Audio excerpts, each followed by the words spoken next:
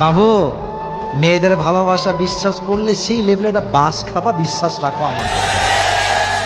এরা তোমাকে বলবে কি জানো, তোমাকে ছাড়া আমি কাউকে বিয়ে করতে পারবো না, তোমাকে ছাড়া আমার কাউকে ভালোই লাগে না। ও মা, সেই মেয়ে টাকা পাইলে তোমাকে গুল্লি মেরে টাকলার সঙ্গে বিয়ের পিড়িতে বসে যাবে। এই জন্য বেড়ি মানুষের ভালোবাসায় বিশ্বাস করা বড় দায়। যুবক ভাইরা বলো।